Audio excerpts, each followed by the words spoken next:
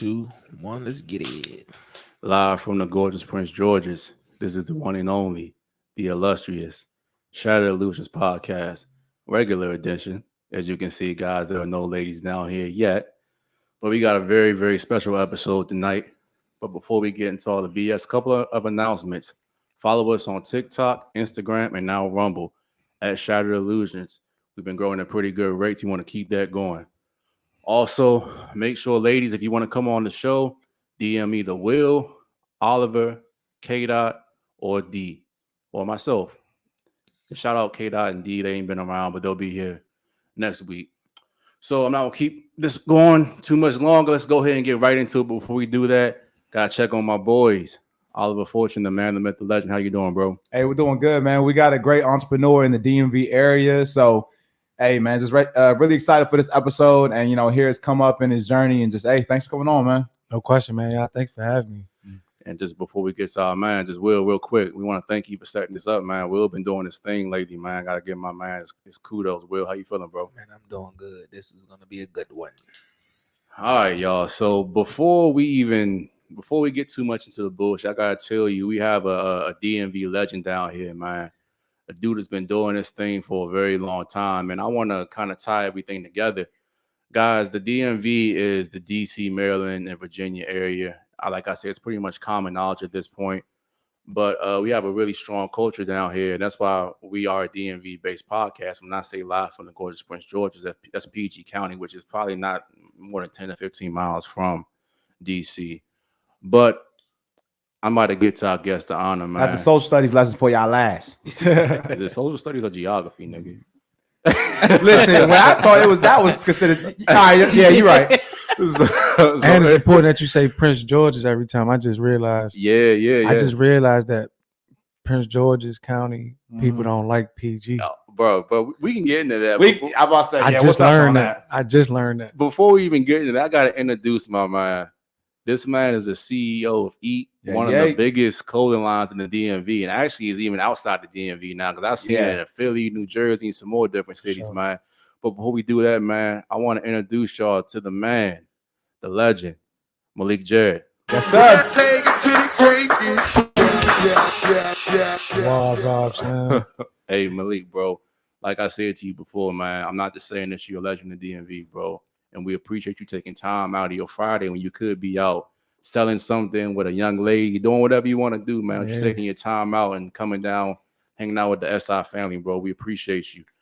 How you feeling, man? Man, I'm feeling good, man. Y'all, hey, thank you for giving me my flowers, bro. I appreciate it. So anytime somebody try to give me my flowers, I'm gonna make sure I show them love. Bro, I've dealt with so much loss over the past couple of years, man. I just realized how important that is. I tell people how important they are, how special they are while they're here, man, because any of us can be gone tomorrow. So just want to make sure I do that, man. But I introduced you, bro. But for the people who don't know, if you ain't been living under a rock and not from the DMV, you kind of want to tell people who you are and what you do so we can kind of get this thing rocking and rolling. I feel like, well, I'm Malik. I'm my mom's son, my father's son. I'm my brother's brother, you know what I'm saying?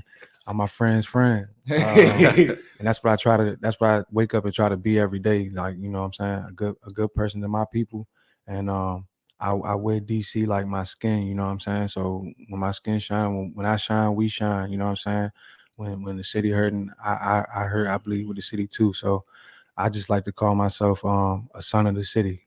Facts, bro. And definitely, if they don't know you, they definitely know your clothing brand, man. Each is really taking over. Like, I first heard about it about a couple years ago, 2 years ago. My cousin had a shirt, and I said, "Oh, dang!" I said, "Yo," I was like, "I said, where'd you get that joint from?" He was like, "Man, it's an exclusive, dog." I said, "Hey, go ahead, young." But no, man. But I love the logo. I've always wanted some merch. You know what I'm saying, and things like that. So definitely, man, you're the man behind the mask. So you're definitely putting in work out there. Thank you. And you definitely have a unique design too, because I hate to say it, bro, but a lot of clothing lines that I see now are pretty much basic and generic. I mean, there's nothing wrong with that. Get it how you get it. But the thing that you've done, you took a clothing line and kind of took a common word and made it your own, and also made it look good too, because like it pops out. If somebody's wearing Eat, you see it automatically. Thank you. So man, that's just some good shit. So before we elevate all the time, man. We're going to get into that, bro. So before we really get into that too, so I want to kind of go talk about the genesis of Malik. So like where you started, where you came up from. I know you're from DC. Just kind of like go into that, like all that. I just start off by saying, man, like I am a product of, when a young black boy, has privileges in the city. And what I'm saying, privileges, I'm talking about being able to cut the lights on when you get home, being able to eat a hot meal when you get home, being able to take a bath before you go to school and have a clean uniform when you go to school. You know what I'm saying?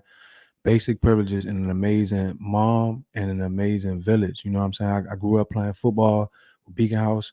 My coaches over there, Rodney Cephas, they helped raise me. My aunt, all my aunts, my cousins even, I learned so much from my older cousins and my brother. So I was just a product of just, having those small privileges and also having that village as well. You know what I'm saying? It seems so far-fetched, where we come from, but really to me it's simple. And I feel like, that's what I try to provide, what I'm saying, to my best ability for the city, try to help out, what I'm saying. But that's why I was raised on. That's where I come from. My mom, growing up, she was always a school teacher in DCPS for over 25 years. Shout out moms, man. I remember, her telling me, make a Christmas list and then have the gifts that I thought was going to be for me. She gave, she took me out to give to other kids, you know what I'm saying? And so I always seen that growing up. My mom was always doing that. So that's why I do what I do now. But that's where I come from, just playing sports to stay out of trouble, stay out the way. I played everything growing up. Thankful for the Beacon House rec, you know what I'm saying? Because it could have got real ugly, you know what I'm saying? So a lot of people I grew up with, like I said, didn't have those simple privileges like me. So they couldn't really be kids, you know what I'm saying? Play sports year round and stuff like that. And a lot of them did, a lot of them in jail now, you know what I'm saying? So that's where I come from. As far like fast forward, I went to DCPS schools my whole life. High school, I started off at Banneker, Okay. 9th and 10th grade.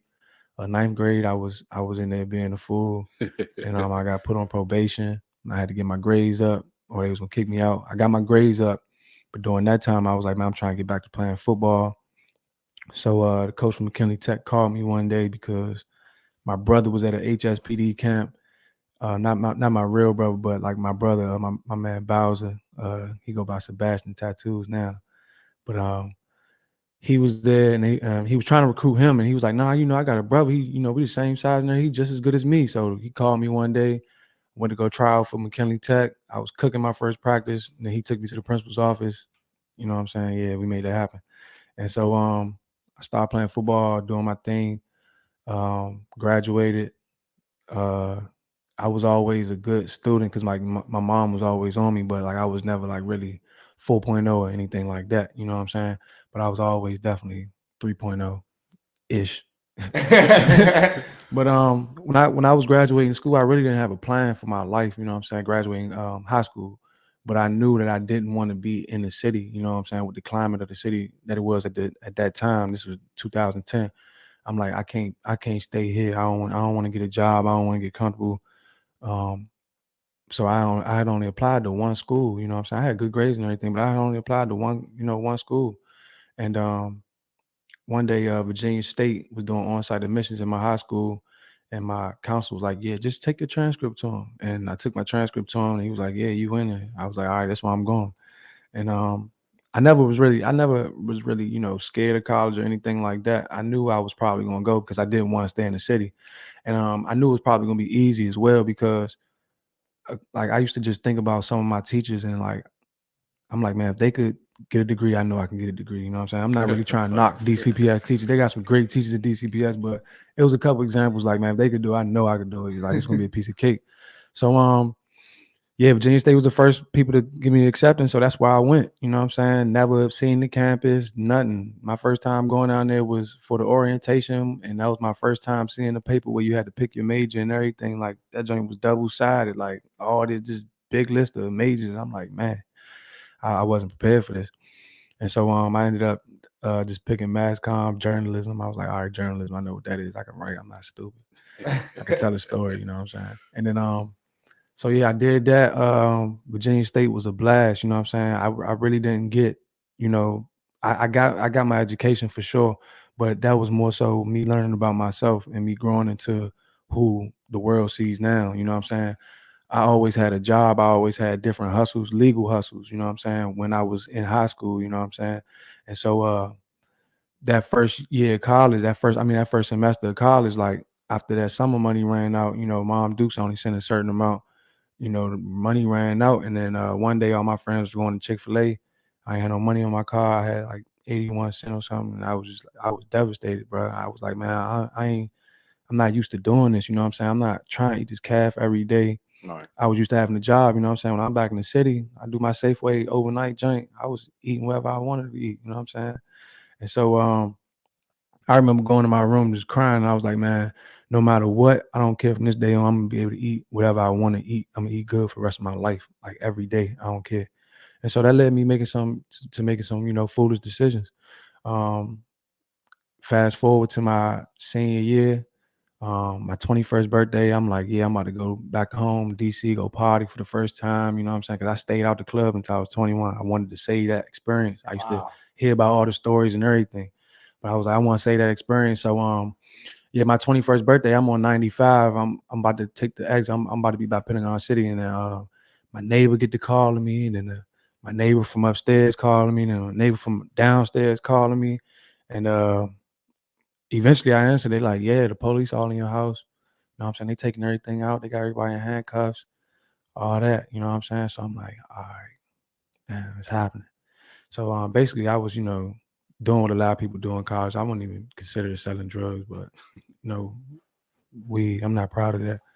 But yeah, it eventually caught up to me, and then with my family being my family, like I was like me and my cousin, we was the only people in our family that never been to jail. You know what I'm saying? I took a lot of pride in that, and even when I was going to school, people always told me like, don't sell weed, like just don't do it. Like everybody get kicked out.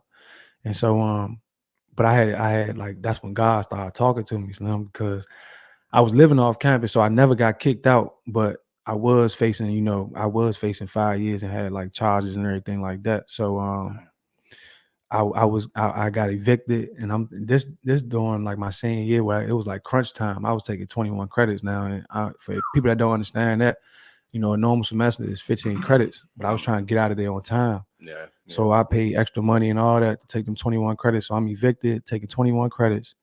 And yeah, like I went from being the flyest dude on campus to having like, you know, the same 2 pair of shoes. I had like some New Balances, some Timbs. And I was just thugging it out until I graduated. But during that time, I learned a lot about myself. And that's when, let me rewind a little bit. Around my junior year, it's the first time I picked up a camera. I was dating this girl that had a camera, and I just fell in love with the camera. You know what I'm saying? So my senior year, I had a camera. I was working for the school. I was shooting events for the CIAA and all that. And you know, once I lost everything, all I had was, you know, the bag that I had took home that weekend, and my camera was in it, my new camera. So I just told God, like, I'm gonna go hard with this camera, and this the way I'm gonna eat now. You know what I'm saying? So that's when I started branding Eat. And I started going by all homage, because, you know, homage is just paying respects to people. And I felt like with me taking people pictures, I used to always go around campus to take people pictures, whoever was fly, whatever. I was taking pictures all day so they could have nice pictures for their Instagram. That's how I got popular. But I was just, you know, I felt like I was paying homage to people. And then my man PJ, shout out to PJ, he the one that like really made that word like a thing around Virginia State, because he was always like, yeah, man, pay some homage. He was talking about like people with Capones or whatever. He used to have like a 10-pack of Capones and just pass them out like, yeah, I'm paying you homage. So whenever he ain't had nothing, he'd be like, man, who got some homage for me? So that's where I got that from. So I started going by all homage photography, and then I was just hashtagging everything Eat, you know what I'm saying? And then me and my man was on the phone one day, and he was in the rap, my man E, he was in the rap real heavy, and then I was doing a photography thing. He was like, man, we got a brand, you know what I'm saying? And this around the time where ASAP first came out, and I liked how they had the acronym Always Strive and Prosper. So I was like, Eat. And then we were like, it's gonna be Eat, but what Eat gonna mean? You know what I'm saying? So we on the phone for like 2 hours, and then we just throwing different ideas back and forth. And so that's when I was like, man, elevate all the time. He was like, yeah, that's it. We would just stop right there. I was like, elevate all the time. And then my coach Rodney, like I said, from playing Beacon House, he used to always tell us, if you don't eat, you die in the street. He was really like saying that for us to get our weight up. You know what I'm saying? Because we was all small, puny. We was just fast. You know what I'm saying? he was telling us to get our weight up, but I was like, yeah, and if you don't eat, you die in the street, straight up. You're not elevating all the time. You probably be here, you know what I'm saying? You might be here physically, but your spirit might be dead, you know what I'm saying? If you're not elevating, you become stagnant. So that was college. I ended up graduating. I ended up taking a plea. No, I ain't had to tell nobody. I just never had a record before. And where I was at in Virginia, it was a first offenders. I got a first offenders plea deal. I was doing good in school. I got my letters and everything like that. Before I even got bagged, I was already working like at a church and everything. So I had to write recommendations and all that. And then I had a black prosecutor, a black woman at that. So she showed me love. That's what's up. Yeah, that's And what's up, bro. I ended up getting probation, do my probation. My probation was real strict. I don't know, like it was normal. I don't know if this normal probation, but my probation officer basically telling me like, if you so much get like put over for jaywalking or like you in a car with somebody that just get put over for like having a light out or running a stop sign, like you going to jail for the whole sentence. I'm like, what? So probation was hard, you know what I'm saying? Because I had graduated, so and then they took my license too, so I was expected to. I had to still come down and take my urine and everything with a suspended license. So I had to get somebody to drive me 2 hours once a month just to go pee. You know what I'm saying? And that was annoying, but it was all a blessing, and that's what made me start going hard with the photography. Graduated, came home. That camera gets you in a lot of places. I started sneaking into all the concerts. And I was working with the Mix Up Show. Shout out to my man Jerm. Shout out to TJ. We started doing events, and we were the first people to live stream Broccoli Fest, and that's when that was my first time having like real legit credentials, like an actual media pass. And so I was going crazy, taking all the pictures and everything. I put all my pictures online, that same night, and it was already artists and different blogs and websites taking my pictures because I had hashtag, Broccoli Fest and all that. They were taking my pictures and putting them up, and I was like real mad about that, and I made like a thing about it for like a day, and then I was like, I'm over it. But then my friends were like, nah, man, that's crazy because you need your credit. You know what I'm That's saying? how You're you going get your hard. credit. Right. That's how you get But your I credit. always saw myself as like an artist. One of my favorite artists is Vivian Myers. She's a photographer, and she didn't get discovered until probably like 50 years after she died. You know what I'm saying? All she did was took pictures and put them in a storage, you know what I'm saying? And then eventually she died. Her storages got sold and sold and sold. And one dude ended up buying like, just a whole storage unit worth of her work. And it's like some of the best photography in American history to this day. You know what I'm saying? So I always kind of had that mindset of like, you know what I'm saying? You might not get your flowers as an artist, while you're here. So that's why I was over it the next day. But I thank God that my friends wasn't over it because my man, Michael Caldwell, we grew up together. A couple days later, he hit me up on Twitter. He was like, yeah, bro, put this on your picture so people know it's you. And it was the EAT logo, like exactly how it is. You know what I'm saying? I ain't never modified it on nothing. It's exactly how it gave it to me. It was right side up at first, but I'm gonna get into that. And he was like, yeah, just put this on your pictures. And I'm like, bro, like this don't like that. Like what I owe you? Like, he's like, bro, don't give me nothing. I just made this on my phone in like 2 minutes. And I'm like, that's crazy. So I just started putting it on my photos. And when I graduated school, you know what I'm saying, I had to really like life kind of hit me fast, you know what I'm saying?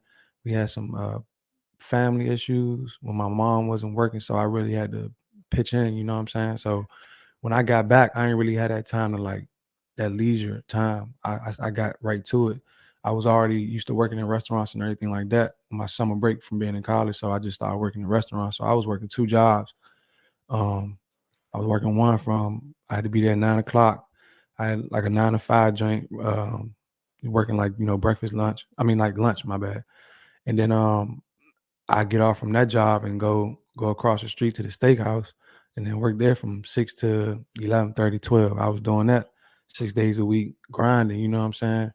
And so, yeah, eventually my friends was like, we see you doing your camera stuff, but we don't really like need photo shoots and all that. Like, we trying to support you though. You should make some t-shirts with that logo you be putting on your joint. So I was like, man, I don't know how to make no shirts, bro. Like, I don't even know how to, I don't know nothing about that. You know what I'm saying? Like, they kept bothering me about it. And eventually I was like, man, y'all, all right, help me do it then. And then they started BSing, and not even BSing, but just doing the same thing as me. Like, bro, I don't even, you know what I'm saying? And so went to my Dukes, man. I always trusted my Dukes. I'm Telling like, you, bro. Ma, I got this logo. I need to put it on some shirts. I don't know how. I got $500. She made it happen. I got taxed on my first shirts, but I ended up getting like 33 shirts or something like that and selling them all 2 days. Shout out to my friends. You know what I'm saying? I got a real support system because they wasn't playing. They bought them joints and sold out. Like 2 weeks later, after everybody got to wear their shirt, people kind of start coming back to me like, yeah, man. Or people asked about my shirt. You know what I'm saying? Everybody want a shirt. I'm working 2 jobs at this point. I'm like, shit, who want a shirt? Tell them DM me. You know what I'm saying? So I never thought I'd have a clothing line. That's how my clothing line started. And real quick, bro, what year is it at this point when all this is going down? It's 2016, 17. Okay, all right. Yeah, Just want to 16, make sure we get 17. on the timeline. I made my first shirt. I made my first shirt in 16, March 16. Yeah, that was when that joint first dropped. Okay, so 2017 is when everything kind of first officially started. Yeah, the 2017 is when by 2017 I quit my job. I quit both jobs. Like I was doing Eat All the Way. Like that, it was paying the bills. So how did you build your team? Like, what for the brand to be so big? How did you decide? Okay, I'm gonna have this group of people with me. I'm gonna be supported with them. This is what I'm gonna do. Like, how did you build your team around you? God built it, bro. Like God, this all God work, everything, because I ain't know what I was doing. You know what I'm saying? I took one business class when I was in school, but I always had good leadership skills and I always had good people skills. And so everybody on my team, it was formed organically. Like me and my man J Rock, we already went to Virginia State together. And I used to be like on Vine. I used to be funny on Vine. You know what I'm saying? I had like 20,000 followers. Shout out. And one day I came home on like spring break and then people started recognizing me and I was like, oh nah. And I deleted it. And I remember J Rock being so mad. He like, bro, what we could have made, he was already thinking about YouTube and all that back then. Yeah. He was like, man, we could have did like a YouTube channel for you or something. You know what I'm saying? I'm like, bro, I don't want to be famous. And so eventually so that was J Rock, and then everybody else on my team, it came organically. Like Bijan came around because she would come to every pop-up and she would spend her money and then she would start straightening up the table for me and folding up clothes and be like, you need whatever you need help with, just let me know. Like, why she paying full price for everything? So of course I brung her on my team. She cared about the brand just as much as me. My man Drake, he to this day, he got every single piece since 2016. Oh, that's lit. And he keep it fresh. That's and he is the archive. You know what I'm saying? That's how he became my brand ambassador. He wearing it every day. He wearing it like it's his. You know what I'm saying? He wear it more than me. That's what's up, bro. That's what's you know what I'm saying? Shay. I met Shay. Name Right, again. the name again. I met Shay because she wasn't. One day I was supposed to be hosting the club and she wasn't letting me in because I guess she hadn't seen the flyers. She like, I don't know who you is. I'm not letting you in. And I just like how she was persistent about that. And then after that, I seen her again at a fashion show, and her son Miles, like, we ain't know each other from a can of paint. Like, he was just on my hip the whole time, to the point where even like when I walked out with him, you know what I'm saying, on my shoulders. And so that was just organic. And then my best friends, Carla and Diamond, like, you know what I'm saying, when I was doing my photography, they was booking me, you know what I'm saying? I shot their wedding reception and everything. So like they was rocking with me before, the clothes and all that. So that was natural. And then all my friends from high school and Virginia State, they always just knew me as like, man, like he gonna be something one day. So it's like this it, like he finally popping off, you know what I'm saying? So we behind him all the way. So yeah, the team, that's how the team got formed and the family got formed, you know what I'm saying? And what everything with my whole thinking of from the beginning was, you know what I'm saying, these people are my family, but the team is supposed to, you know what I'm saying, change out. You know what I'm saying? The dynasties change, you know what I'm saying, like the Lakers. So everybody that started with me, they got their own businesses now. Not because of me That's or nothing lit. like that, but That's lit. you know what I'm saying? It's because of them I was able to run my business, and Right. because of me that they got into that entrepreneurship, mindset. So they all doing their own thing now, and I've been rebuilding, but that's still the family. When if I ever need anything from them, they want to call away. Bro, that's a beautiful thing too, man. And unfortunately, what a lot of our people do is like when they have their own thing and then they see somebody else coming up, they kind of want to suppress them, not to outshine them. But you actually went ahead and said, get your wings. Go ahead and do your own because thing. I'm gonna need some friends and I'm gonna need some connections that can help me as much as I can help them. Bro, you know what I'm saying? You, man. So that was always important with me. Shout out to J Rock at TPK, opened up his restaurant. Shout out to Carla, she started her clothing line. Shout out to B, she got her bees baskets. Shout out to Diamond, she going hard with her natural remedies with the herbs 11. She's selling out every drop. Shay Miles is a world renowned photographer now. He only 10 years old, you know what I'm saying? But everybody started with, started that initial core. Yep. They all doing their thing now, and I love to see it. But that's where like real wealth comes from, bro. And if we had more of that in the Black community, man, we go so much farther because like you see the Asian community, the Mexican community, Hispanic, they all do stuff like that. Yeah. And honestly, no, I mean, I hate to say this, but only power only comes from wealth, bro. And when you can build wealth, that's when true change can come. Straight up. Man. We got a lot of things in our community that's just backwards, bro. Like I ain't gonna hold you. I just came back I was living in LA for 2 years, and LA was cool, you know what I'm saying? I loved it out there. Everything was, fine, but I was just like thinking like, man, I need to be building wealth. Like I'm too comfortable. I got to do the things that are uncomfortable to get what I really want. Facts, you know what I'm saying? Facts. I moved back home. I'm with my mom right now. You know what I'm saying? Because I want to own property and be able to do it the right way. You know what I'm saying? It's just like, why was I so pressed to move out anyway? You know what I'm saying? My mom by herself, bro. Yeah. You know what I'm saying? And it's like, but that's what we got in our community, that stigma, like get out, you know what I'm saying? Like you turn 18, get out, you know what I'm saying? Do your thing. And it's just like, man, I be missing my family, bro. I be needing to be around love, bro. Facts, man.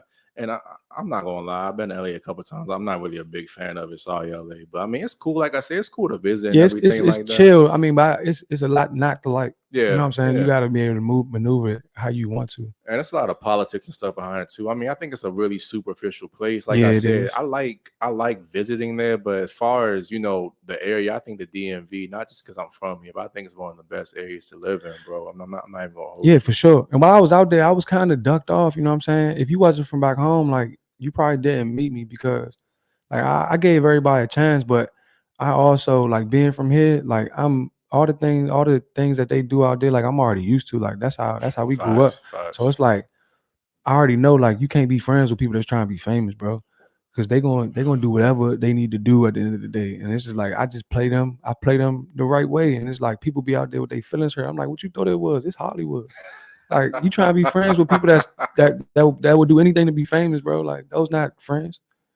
So I was really ducked off out there. I didn't do too much networking. Like if you ain't checking for me, I ain't checking for you straight up. Because like you said, it's real superficial. It'd be times I'd be in rooms, and since I don't got the most jewelry on, ain't nobody care. But soon as the dude with all the clout and the most jewelry asks me a question, everybody like, oh, who's there? Oh, exactly. Now they want to pay attention. Oh, who is you? Oh, yeah, let's connect. I'm like, bro, I was a fly on the wall 2 seconds ago. You know what I'm saying? And it's kind of funny, bro, because we kind of call this podcast Shattered Illusionz for a bunch of different reasons. But a lot of that stuff, the niggas who wearing the jewelry and stuff like that, a lot of stuff is an illusion, bro. Yeah, for sure. And you see, and again, I'm not saying everybody, but people who have real wealth, they not loud with it. I had this quote. It says that rich is loud, wealth is quiet. No, but basically what that means, you don't see the Jewish people, the white people really have like hundreds of millions of dollars. You don't see them out with the fucking like the Rolex and shit like that. There's nothing wrong with that. If you earned your money, spend it how you want to. But it's just like, bro, we gotta like really think about some things. How can we build true wealth and not just be rich? Man, one of the richest black men I know ever in my life, he gets contracts and does real estate, and he dresses very well, but he don't wear his wealth. You know what I'm saying? Never know. You probably gotta pop his tags or something to be like, oh, well, you know what I'm saying? But other than that, you know what I'm saying? He you know what I'm saying? He's an example for me, something I always look at. And then the way I grew up, I grew up in a neighborhood that'll humble you real quick. So I was never a gangster, but I was never a sucker either. And so I always learned like, yeah, I'm gonna do what I do. And my thing was always the clothes, but I ain't never really getting the jewelry and things like that. Not in fear of having to protect myself, but that's not even the attention or the vibe I'm trying to bring. You know what I'm saying? Yeah. Like I could do without that. Like people always tell me like, why you don't got an E-chain? I'm like, I don't wear jewelry, bro. Yeah. You know what I'm saying?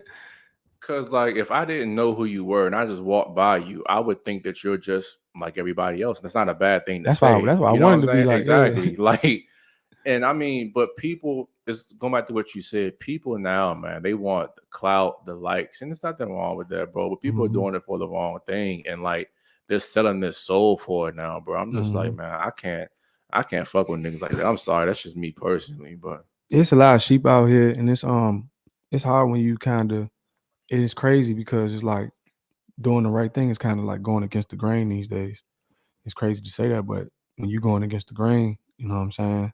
Like a lot of people look at you a little crazy and weird, and I'm not knocking nobody that like to wear their jewelry or anything like that, but sure. we can't be tricking nobody, you know, out their position, especially the youth, because at certain times I walk in schools and they like, who is he? You know what I'm saying? But you know, if I walk in there with the chains and all that, they like, oh, what's up, man? I'm trying to get that. You know what I'm saying? Like I pull up on a young the other day, like I just go holler at my man real quick, and he come out the store. He like, man, how can I get that? He talking about my car. You know what I'm saying? I just started driving in the city. You know what I'm saying? Before that, I was Mr. Uber. You know what I'm saying? I wouldn't have got his attention without the car. And that's why I got to tell him, like, yeah, bro, like I got this all legal. I'm an entrepreneur. I run my own business. But I would have never been able to have that conversation with him without that thing that just make his eyes bright up. And I'm not even usually that type of guy. But, you know, now I got me a little car now. And that's kind of getting the kids' attention. There's a caveat to everything, bro. And like you said, like sometimes you gotta flex on niggas, you know, because they don't understand anything but that. Yeah. You know, Sure. Oliver and I talk about it all the time. We be like, you know what, like we gotta get so rich to the point, not because we want to be arrogant and assholes, but like, nigga, you can't afford to be around me, kind of thing. And sometimes niggas don't understand anything but that. So I get where you coming from, bro. That's some real shit. And also sometimes having that flash of that wealth can get you in doors that you being kind of a little bit more just, I guess, low key won't. Yeah. So It's like you gotta, it's like, and then like I said, when you're going against the grain, it's kind of hard to like play that game because I'm really embedded in how I was raised, my morals and values. So it's like I'm not gonna never sell myself, you know what I'm saying, to really fit in or really, you know, make anything happen, force anything. I feel like, you know, since I was, you know, able to get my plea and everything, like I was facing 5 years, like everything was borrowed time, you know what I'm saying? So every time I was down or any type of adversity, I'm like, man, I'm gonna borrow time at the end of the day. Like any opportunity, anything that's for you is gonna be for you. Like just let it happen, bro. Like don't force nothing. You're not competing with, you know what I'm saying, people that's shining more than you. You know what I'm saying? You shine to people without wearing no jewelry, because people, you walk down the street with a white tee and some basketball shorts on, people gonna be like, man, what's up? Man, I can't believe I seen, like, that's crazy. Like, and that happen every day. You know what I'm saying? I shine without that. And that's facts, man. So I kind of want to talk to you about the adversity too, man, because you know, in Virginia, I tell niggas all the time, you don't do shit in Virginia. Virginia will literally, man, that's a Commonwealth state. Yeah, you better not speed. You better not get caught with drugs. You better not do nothing over there. But you kind of, from what you're saying, it sounds like it was a little bit more of a, I guess, more lenient sentence. Yeah, and it's so crazy. If anybody know how Petersburg broken down, so it's 2 different counties. It's like Colonial Heights and it's one more joint. But where my apartment was, it was like a couple blocks from being on the other side. So it was dudes that had, you know, got in the same trouble as me, but they had to do like weekends and stuff like that. Okay. But like the county I was in, like they had the first offenders joint, and yeah, like I said, I had the DA. She just looked out. Like when I seen a black woman, I was just like, what? She looked like, you know, she looked like one of my 6th grade teachers or something. And then my lawyer was just like, yeah, we got a good chance. So as soon as the trial started, they went in that room and they offered it to me. I was like, yep, I'll take it. And I can tell you really principled, man, too. Like just even hearing your whole story, you may not even realize it, but it's so many gems you just dropped. Like it's so crazy. Just even how one thing that I definitely recognized was, I like how you said village, you know, all the way at the beginning. And, you know, like I said, you humble enough to recognize and say, hey, you know what?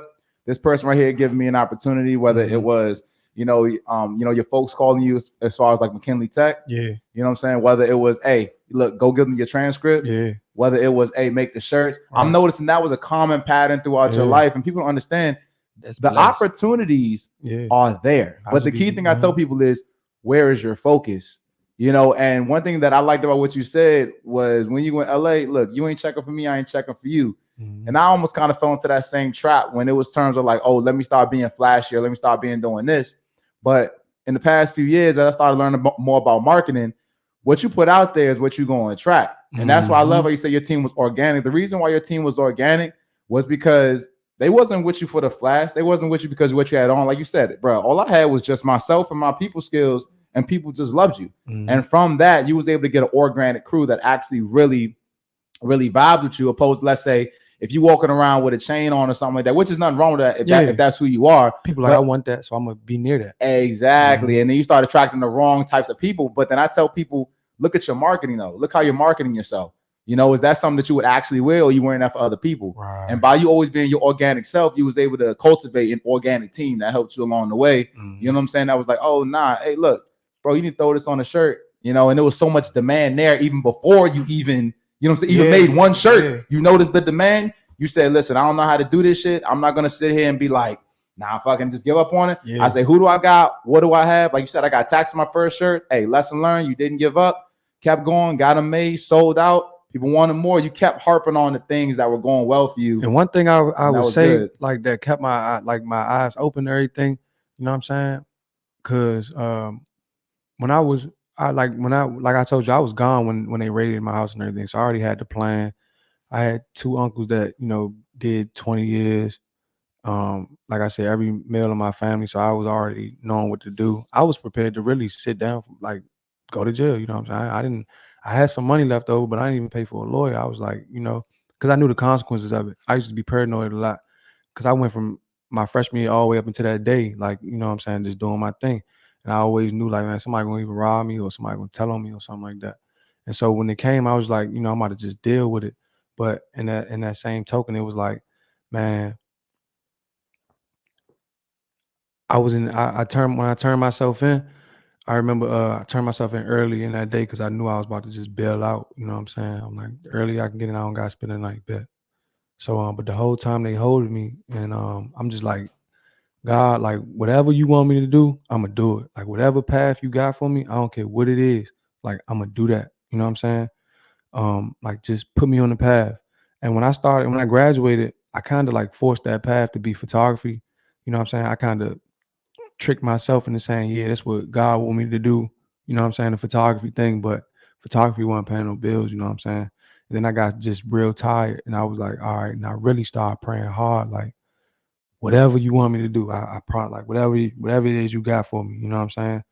So that's why, like, my friends was like, start asking about t-shirts, and I'm like, all right, I'm still gonna do this because, like, maybe this what God want me to do. You know what I'm saying? So everything I've been doing, like, it's just been guidance from God. You know what I'm saying? And you know, every now and then he just, you know, give me these achievements to let other people understand, like, this is not regular. This is not normal. But a lot of people don't see it. You know what I'm saying? A lot of people just call me lucky or whatever. I ain't have no OGs in the city. I ain't had nobody to open up them doors for me.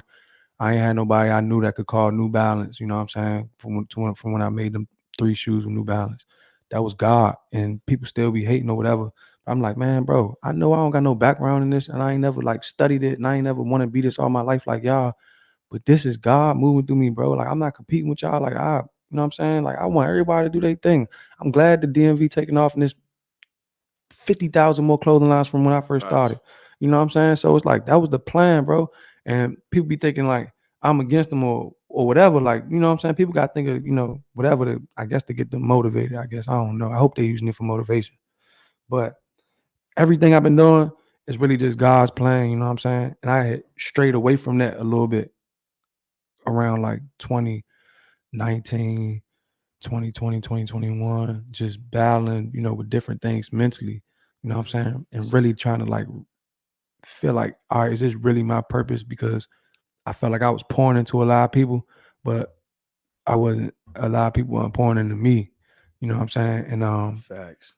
but then I had to realize, like, bro, you different. Like, you got a different purpose on this earth. Like look at the plate God gave his only son. You know what I'm saying? Push through. And I'm not a big religious person, but I'm definitely spiritual. And so it was like, man, I'm special. I'm in a special position, and I still got that borrowed time I'm paying for. So, bro, this is what you're supposed to be doing. You're supposed to be letting people, use you for the motivation, the inspiration. And so what if they don't pay the bills? Like, it ain't about that, bro. You got a bigger legacy, you know what I'm saying? It's bigger than that, you know what I'm saying? Like, people gonna talk about you when you're not here no more. And yeah, like, I be so okay with everything, bro. And because it's like, at the end of the day, for real, I'm just trying to go to heaven, bro. So it's like, you don't really have to do a lot of things that you feel like you got to do on this earth. I feel like, to get there, you just gotta live righteous, no matter what's on your plate. So I feel like crackheads can go to heaven. Anybody can go to heaven as long as you live righteous with whatever your circumstances is. You know what I'm saying? You can get to that perfect paradise, but earth not going to be that. You know what I'm saying? Yeah. And it's like times where I'm just, down. I'm just like, bro, it ain't supposed to be easy. And it's another gem from my coach, Rodney Cephas. He used to always tell us it's hard, but it's fair. We used to run hills. He said it's hard, but it's fair. And so at the end of the year, when we was holding up that championship trophy, it made sense. So that stuck with me my whole life. Like anything worth having, it's gonna be hard. And then once you have it, you can be like, yeah, everything I went through, the next match I have to go through that too. It's fair. You know what I'm saying? Open up some doors and give people the knowledge. But as far as the regular trials and tribulations, the obstacles, you gotta have those. You know what I'm saying? You gotta put in your 10,000 hours. It's hard, but it's fair. Facts. It's so crazy, yeah, because dudes have to be paid. And one thing that in this generation, a lot of people don't understand that they just want things to just pop off now. Hey, man, why ain't my shit jumping off now? And that just shows epitome to a lot of your success. I know a lot of people, man, especially in this area, that said, hey, bro, I'm gonna do this. I'm gonna start a clothing line, I'm gonna do this. But I'm like, bro, where's the action at? Mm-hmm. You know what I'm saying? Like at the end of the day, they get mad when something, or they might make a shirt, and let's say it don't happen the way that it's supposed, like that they feel like it needs to. It's like, bro, no, that's I like fair. how you said, that's like what you're supposed to go through. Yeah. But the difference is though, what's the difference between them and you? They quit. Mm-hmm. You know what I'm saying? They say, oh man, this is it. This ain't it. Man, I'm done. Nobody fucking with my shit. It's like at the end of the day, bro, like you said, the trials and tribulations, they gonna happen. But at the end of the day, it's fair. Keep going. And real quick, not to cut you off, bro. Sorry. Just like, I can hear the pain in you. You know what I'm saying? What I mean by that is like, there's certain wisdom that you have, bro. Only people get by going through shit, bro. Yeah, you know what I'm saying? Shit, like anybody who has that sheltered life, I don't really take advice from because I know for a fact you ain't gone through shit. Yeah. I can hear it on you, bro. So I didn't want to interrupt you, but go ahead. I appreciate that. Let me tell you I related to your ass, bro. When your ass said you was at Chick-fil-A and you were 81 cents on your car, dog, I'm telling you, listen. Cry, boy. Dog, like, damn, I can't get no Chick-fil-A. Because I was sleeping on my car for a couple nights, man. And like I said, people don't understand what it's like to get that low. Like I had to call him because I was like, man, bro, I'm telling you, like, people don't understand when you get the point where you want to like, damn, bro, where my next meal gonna come from? Mm-hmm. Like when you I was in the same situation. But you gotta know, God to drag you through the mud just to clean you off, man. And just and like you said, and bro, literally exactly what you said, man. Look, what you need me to do? Like that's exactly the point where I said, dog, I ain't been liberal. I said, dog, listen, whatever you need me to do, I don't care. Just like this situation, man. You get so low, and it's almost like God has to take you there in order to humble you. He got humble, in order for you to like finally praise him, like you know what I'm saying, to finally find. Sure. So I resonate with that, bro. And this might be a little bit off topic, but you also gotta like speak things in the children. Like you said something about like a lot of dudes quit. At the end of every football practice, we used to yell like at least 10 times, I'm not a quitter, I won't quit. And so all them things I learned in football, like it's hard, but it's fair. If you don't eat you down the street, I'm not a quitter, I won't quit. I took that into life, bro. Like I was trash when I first started. I wanted to be a football player because when I first met my brother, he was a football player and he was like that. And I'm like, man, that's my big brother. Like, I want to be just like him. And so I made myself good. You know what I'm saying? So I made myself like one of those guys like, oh yeah, he like that. You know what I'm saying? Like you can't quit. You know what I'm saying? And even when I started with this clothing, my first shirts was terrible, bro. Like they was trash. But I'm like, this is my start. I'm just starting here. And with all the criticism, anything anybody had bad to say, I was already telling myself every day. And I'm like, man, I'm gonna catch up, bro. Like my brand was bigger than my knowledge. You know what I'm saying? Eddie Van, the owner of Madden, he was like, man, what you did in a year, people ain't doing 5-10 years. You know what I'm saying? So imagine, but outside looking in, people just like, oh, this dude think he could just start making these trash shirts and just who he think he is. I'm like, who do I think I am? You know what I'm saying? You got to get on your job, Lee, because we don't put out no, this represent the family. We don't put out no trash, but I understood I had to start there. And I took that money and did what I had to do. And like now my production is, my manufacturing is like, A1, you know what I'm saying? But it wasn't always this. It started off with a heat press and some patches and some blank tees, bro. Like, but a lot of people, you know what I'm saying? They can't get through that stage. They want they can't even start because they like, nah, I need mine to be like this all out the gate. Nah, bro.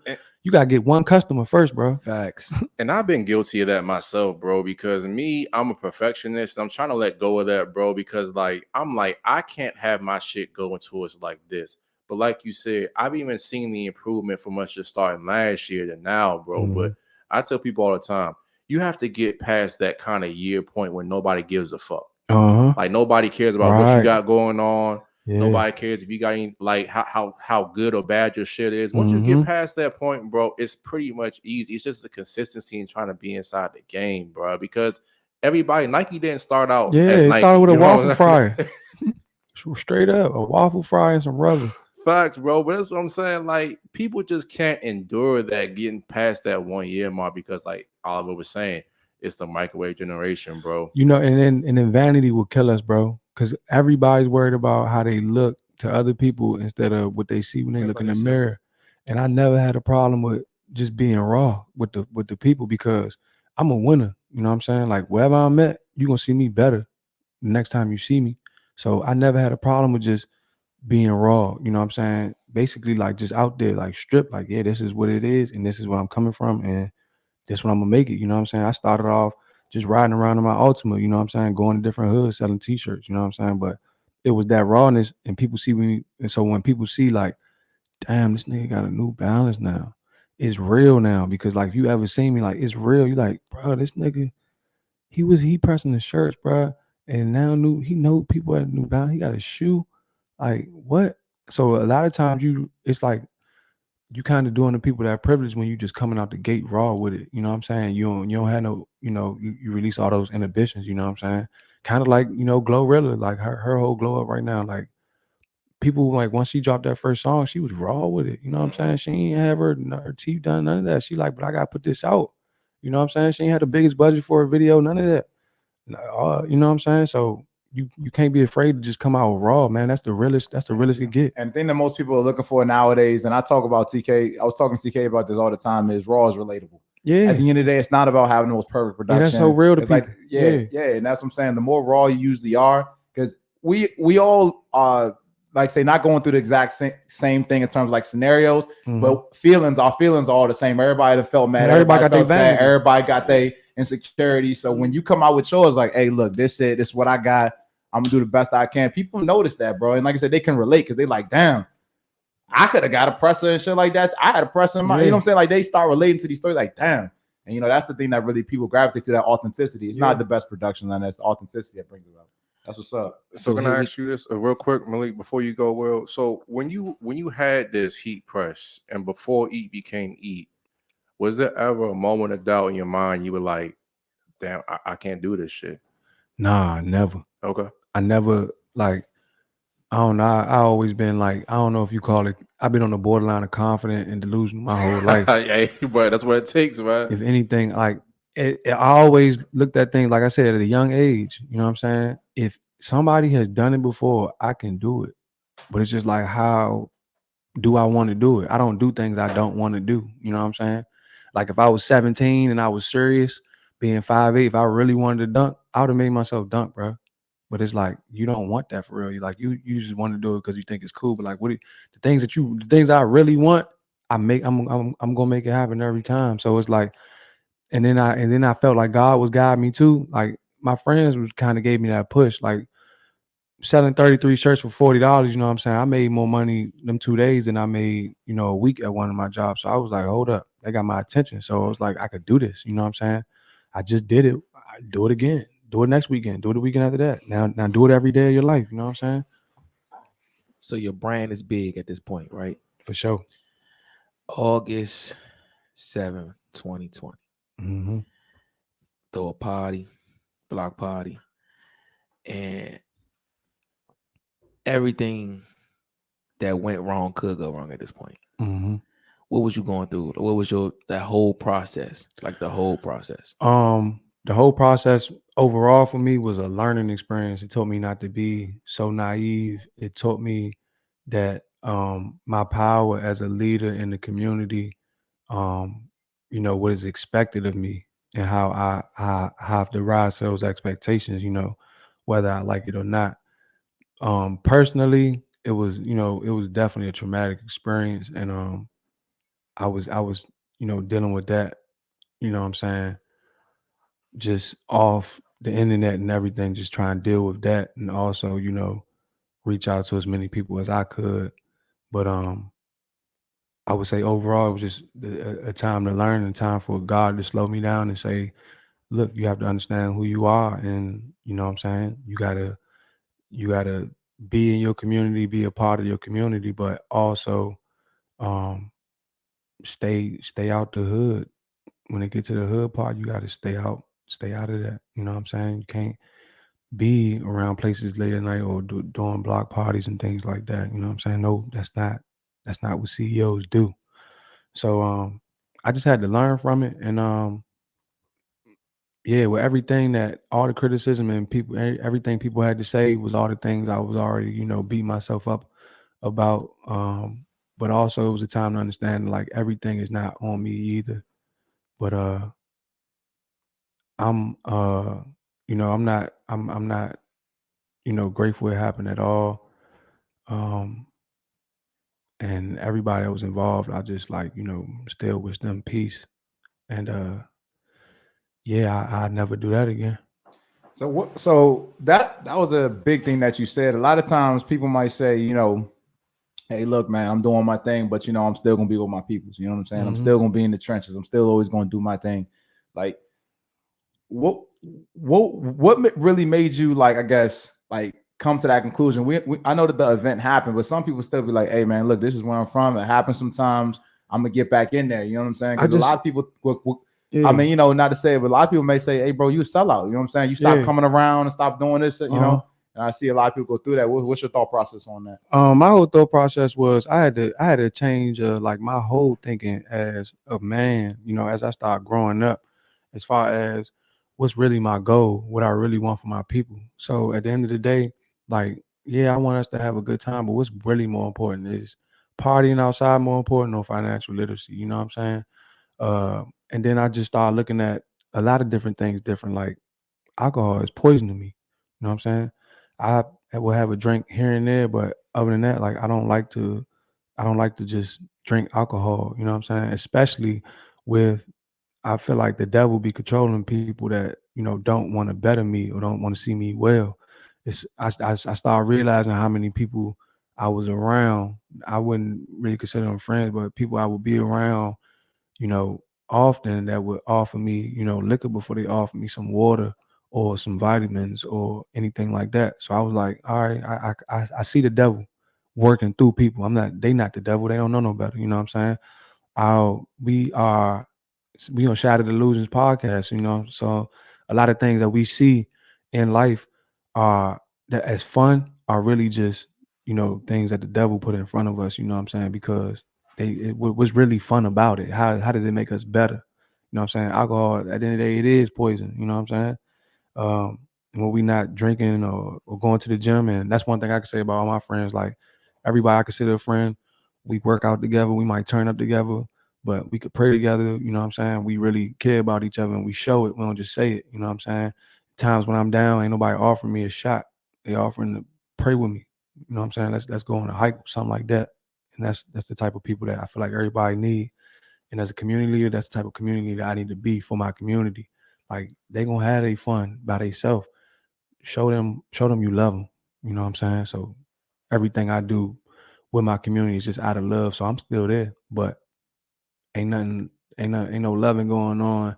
You know what I'm saying? 10:30, 11:30 at night with a bunch of music playing on the block. You know what I'm saying? So it's just you would say because a lot of you know, somebody like I said, that's like a kid maybe watching you and thinking like that, and man, okay, I have this set of friends and I have this set of friends, and they at a turning point right now, and they don't know like, man, he say he my boy, but then you know every time we go out, he just always want to talk about bitches or fucking bitches or this person. Mhm. They may not be able to make that you know that like that record shit, I can't think of the word, but they may not be able to make that judgment in their head, you know. So it's like, what would you say is like the biggest things to where you can make that judgment? Like, you know what, I need to be around this. You know what, I don't need to be around that. Like, what would be some of the things that you say when you say like devil's working? I mean, it's all them cliches that we grew up on, and one of them is like, you are the company you keep. Straight up, like, man, like we all heard that as kids. Like, if you hang around 6 millionaires, you're gonna be the 7th. Like, that you are the company you keep. So who do you want to be? And more importantly, who do you want to be? Who are you, bro? Like, do you think for yourself? You make your own decisions? Do you want to be with them because you think that's cool, that's gonna make you look better? Or you want to be with them because you don't care how people feel, and these dudes will help you elevate. You know what I'm saying? I had friends around the way. I didn't hang out with them, you know what I'm saying? I seen them around the way. When I went to the go-go, I went to the go-go with my Banneker friends, with my McKinley Tech friends. I'm not trying to get into no fights when I go to the go-go and all that, but they was fighting when they went to the go-go. I was trying to just, party, have a good time. Yeah. So I made those decisions. Did I look soft to the people around my way? No, because like I said, I never been a gangster, but I was never a sucker. You know what I'm saying? I wasn't on what they was on, but I never was on what they was on. So they never looked at me like, oh, look at him. You know what I'm saying? They already knew I was gonna do my own thing from the way I dressed and all that. So, you know what I'm saying? And to this day, like some of the hardest dudes from when we was growing up, we had conversations. They like, man, I should have been more like you. I was too worried about what people thought and being so gangster. I wasn't even really thinking for myself. That's what I'm trying to tell the youngest now, man, but they not even hearing me, you know what I'm saying? So that's when I step in and tell them, but then I bring them with me, you know what I'm saying? So they can see them too. Like, it's real and I'm real too, you know what I'm saying? So I would say to that youngin, man, really like drop your nuts, bro. Who are you, bro? Like, don't let no man move you and think for yourself. Stand on that, no matter what. Facts, all facts. And my mom used to say something that I never understood until recently. She said that youth is wasted on the young. And what that means is basically like hindsight is 2020. You realize all these things a lot of the time when it's way too late. Mm-hmm. But luckily, bro, you 29? What? 30. Bro, you got so much wisdom and knowledge, man. And I mean, I love to see where you're going to be in the next 20 or 30 years. Thank you. And I know what you're saying about the whole God thing, bro, because with me, when people find God, you always hear the superficial story about, oh, well, I was alone. And then one day I just heard this amazing voice and my life changed. I'm like, I'm not saying that's not how people experience God, but that's not how I experience God. I found God in my lowest points. You know what I'm saying? Yeah. I found God when it was something that I had to do that nothing on this earth could give me strength to do, but besides God. Mm-hmm. I found God in the company that I keep, my friends, my family, and I kind of found God more in solitude as well, bro. So I'm just like hearing a lot of lessons that you're saying, man. But God definitely is a big driving force in my life, and I can hear it in yours. And the same with Oliver. Oliver's been a lot more in the word and stuff too, bro. So that's awesome to hear, man. So you mentioned the go-go. I want to ask you a fun question real quick. Yeah. Favorite go-go band or favorite go-go song? Man, so every time somebody asks me my favorite go-go band, I always ask them, can I get like an old school and a new school? Go ahead, bro. All right, because I can't choose one, but I'm always gonna rock with Back, and then I love Reactions, man. Hey, what's your favorite Reaction song? All right, so on the train going to school, it was like, I ain't gonna hold you, it was Teenage Love Affair. But that's my shit. But like, you know what I'm saying? In the go-go, what I'm trying to hit in the party, I'm trying to hit that bird walk. Especially when they do the breakdown. You better watch out. Yeah. Hey, hold on. This slow bounce shit. God, make it look easy. That was my shit in the club. All the showcase arenas and all that. We got Mike in the back. Yeah. Hey, but hold on. Real quick, I forgot we got people out of town that's watching this shit. But y'all don't know, man. Go. Let me think who y'all would know. You could YouTube it. Yeah, It's a LaPearl video from every week. Reaction going crazy. I used to watch them LaPearl videos every Sunday. They dropped them junk. But go is like our music. It's like closest thing they probably know. They probably recognize like Wale would have like some breakdowns in his production, especially when he first started. So a lot of people know Wale out there. If you listen to a lot of Wale's earlier stuff, like a lot of times you would hear a lot of like go pocket beats. If you went to HBCU, they kind of it's not sexy lady, but it's along the lines of that. Okay, they play sexy lady to death. So speak about your collab with the Go-Go and Eat. Oh yeah, so that came about with my man TJ. TJ the smooth dude. He's a go-go connoisseur. Oh, shout out TJ, man. Yeah, straight up. and one of the biggest promoters go saying in this area. Facts. And he just had the idea, like, yeah, we gotta just pay some homage to go real quick. I'm about to get all the clubs together. He was like, I'm gonna tell you, get the graphic together and we gonna, do this. And I always break bread with my people. So that was something that we just did. And I'm glad he came to me because, you know what I'm saying? I'm not trying to like belittle nobody or this come out the wrong way. But a lot of people have an idea and they'll say, all right, I'm about to do this. I'm about to do this like him. Instead of saying, I'm about to just get with him. Yeah. You know what I'm saying? A lot of people would rather be like, man, Eat is big. Like Eat probably could be like a $5 million company. But instead of helping Eat get there, they like, I'm gonna make a $5 million company.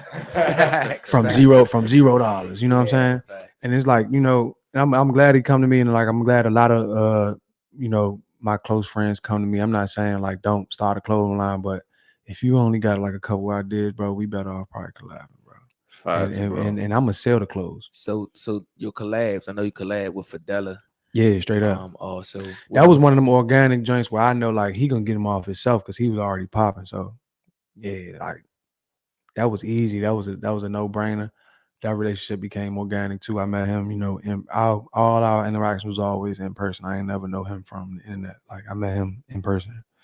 And so yeah, that was an amazing collab, man. I'm glad you brought that one up. A lot of people don't remember that jump. So Go ahead. it was rumors that you was going to do a collab with Museum. You know what I'm saying? What happened with that? I don't know, man. This was a brick ago. You know what I'm saying? This was when E first started. I remember we went up there and had the meeting, but I don't know. Shout out to the museum. Shout out to all the good men up there. Sauce, Mo, Greg. You know what I'm saying? Boston. And you mentioned New Balance too. You kind of glanced over that. How did that whole thing happen with New Balance? So I'm gonna start from the beginning. Shoe City was looking for me, and I was just like ducking them because I was just not even understanding it, and I was just making so much money off pop-ups. And then I didn't want to put no heat press shirts in a store. But New Balance had dropped the New Balance boot. They had came back out with the boot, and it was suede this time. And it was like, we don't know how the city gonna take it. You know what I'm saying? We don't really know how they're gonna receive it. And so I asked New Balance to sponsor one of my collabs with Enemies. Shout out to Doyle. They sponsored that collab. They paid for the venue, and they was like, all right, but we got this New Balance boot, and we want you to make some merch with it, to help sell the New Balance boot. And so I'm like, nah, because I ain't trying to sell no heat press Jones. They was like, well, just heat press it and then get it sold. I'm like, all right, man, whatever. So I heat pressed the shirts, get them sold. We put them in, and I did some hoodies too. We put them in Shoe City. Jones sold out, and we sold all the clothes, but we sold all the boots too. Okay. And the other competitors in the DMV, they ain't sell their boots like Shoe City sold their boots. So everybody was like, oh, it must be something that they did different. Eat brand. And so that's how I really got their attention the first time. And then Shoe City came to me, was like, hey, you want to make a shoe? Matter of fact, my first time even going up Shoe City, Nikhil came in the room and she bought me a New Balance shoe. She was like, you want to make a New Balance? I'm like, what? And so that's when New Balance, they was like, yeah, you want to make a shoe? I'm like, yeah. And then New Balance was like, we don't really like know this guy. Like, who is he? Like, we don't, you know what I'm saying? And so my first shoe, a lot of people don't really know, it was like a family and friends joint. It was only 150 pair. Only 150 pair. And that's when we sold out before the Jordans and all that. Them drinks dropped on a Saturday, and Shoe City had this big old line, and they like, what? You know what I'm saying? It was unheard of. Like people was actually like really getting rowdy in the line and all that. Like, so if you got one of them joints, like you really got a DC Holy Grail. Like, stop wearing them joints. If you wear them, don't, because yeah, like them joints. Classics. Real live history, them trophies right there. And so that's when New Balance was like, oh, all right, bet. So matter of fact, I missed out a part. I sat down with New Balance at Shoe City headquarters out Baltimore, and I had all these vicious ideas being from DC and growing up on New Balance. I was trying to do like the leather 2000s. I was trying to do 2000s and 998s and 995s. I had all these ideas for different prints and all of that stuff to represent and commemorate the city. and all that. And basically, when I sat down, no knock on New Balance, they was just like, nah, bro, like it's like a coloring book type thing. Like, just tell us what you want, this color, this color, this color, and that's what we're gonna give you on this model type. You know what I'm saying? And they even like flew me up there and they gave me the whole tour of the facility. I met the people that make the shoes. Every New Balance shoe touched 40 hands. They use tools, but not machines. When you say up there, where's that at? In Maine. Okay, all right. And they gave me the whole breakdown. And they told me how I was gonna be the first person to have a New Balance since James Worthy of the Lakers. Oh, that's lit. That's lit. In the USA, because they did like they collabs in the UK. New Balance UK kind of like ran different, but in the US, yeah, since James Worthy. And so I was like, yeah, I was the person that popped that off. And so now you see a lot of different people and different brands getting to do their thing with New Balance. I ain't mad at New Balance, but it's like, dog, I was trying to do that, bro. Like I was kind of like that guinea pig, you know what I'm saying? But at the end of the day, I knew what was going on, and I had to do that for the hood, no matter what. No matter what, like even though they wasn't giving me the whole creative control and things like that, I still had to drop that so kids could know, like, yeah, you could really do it. And I ain't do it once, I ain't do it twice, I did it 3 times. You know what I'm saying? So it's really real. And I did that for the people at the end of the day. Killer myth. New Balance is a DC or Baltimore thing. I mean, don't nobody from Baltimore got no New Balances. Yeah. I'm from DC. Hey, you might have put some shots fired right there, man. I mean, they probably I hope y'all get one, bro, because y'all need some type of validation at this point. Y'all, they not even backing y'all. Like, what's up? Oh shit. Yeah, I'm talking crazy. What's up? They not backing y'all, man. Like, write a letter or something. Oh shit, bro. Hey man, where we at time wise, Will? Man, we in minute 6. Let's go. Nah, go ahead, Will. Go ahead. So what new things you got going on, man? What any updates? Yeah, so I just got back from a 2-year hiatus, job like vacation. I was living in LA, and I had got away from coaching. I had just dropped everything, just focused on me. I got real selfish, you know what I'm saying? And so now that I'm back in the coaching. I got practice tomorrow at 9 a.m. actually with the youngins. And I told myself, like, I just gotta go back on that tour because how soon they ought to forget. A lot of people attention span is real short, and so they ain't seen Eat Around on the regular the last 2 years, so they don't know what's going on. Like, people don't even know if I still make clothes, you know what I'm saying? But I still been selling clothes. Like, clothes still been selling. I still see it too, Yeah. bro. I still see it. The clothes still been selling, but a lot of people like, damn, where you been? So they just got to see me. And then, you know what I'm saying? It was just one conversation I had out of LA. I ain't gonna put dude on the spot, but I see him at this party, and he introduced me to one of his men, and he just speaking on me in past tense, like I'm a cold bum now. He was like, man, this dude was like, like a god in the DMV. Like, he was on like statue status, bro. Like, man, his clothes, everybody used to wear his clothes. I'm like, hold up. I'm like, but that's the internet for you. You know what I'm saying? I'm like, you're an internet nigga, bro. You don't be in the city. Like, and I told him, like, next time I cut my cool. I'm like, next time you home, bro, just hit me. I might be home. Like, just take a walk with me somewhere. Like, just go somewhere with me, bro. Cause like I ain't no has been. Like, it's still plenty of love in the city. But if you're not on the Instagram and all of that, if you ain't showing it no more, then you ain't doing it. I stopped showing the stuff I do in the community and all of that. Like, cause I felt like it became such a facade. Like, it's people that won't even do half the shit they do if their phone battery was dead. They couldn't record it. Facts. You know what I'm saying? I'm still feeding my people. I'm still putting shoes on the kids. I'm still getting the uniforms, all that. I've still been doing all that, even from across the country. And the clothes still been selling. But when they don't see you doing other things that other brands doing, they like, oh, you fell off. And I'm like, bro, we all eating, bro. Like, damn, why y'all gotta make it a competition, bro? Why y'all gotta put us against each other every time? You know what I'm saying? Because doors opening for other people. All right, when the doors was opening for me, I knew the motherfuckers were gonna have to open up for other people too, bro. I made 3 New Balances. Like, other motherfuckers gonna have to shine, Slim. But that don't mean Eat fell off. So I'm like, yeah, I gotta come back. I gotta go on tour. So that's what I've been doing. But I really just been starting from like my roots and where I really start and what I really believe in. So right now, like I said, I'm doing the coaching. We got an art contest going on in 5 different schools where I got the kids, drawing in their own blank Eat logo. And I'm gonna give away gift cards with that. And then to the top winner of every school, they had an option of creating their own collection. And then I'm gonna be able to talk to their family and see how we could get them the bread. Bro, that's I know a awesome, lot of bro. people need the bread now. If it was up to me, I try to put it in like a trust fund or something that could build for college.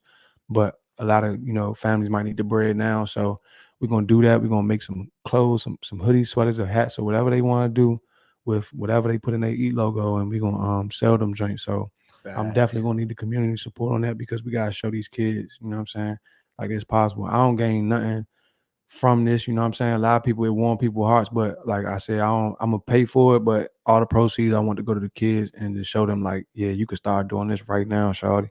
Cause I always say like, man, I used to say like I'm gonna be a doctor or whatever, but I ain't see a doctor. That's probably why I ain't never become a doctor, bro.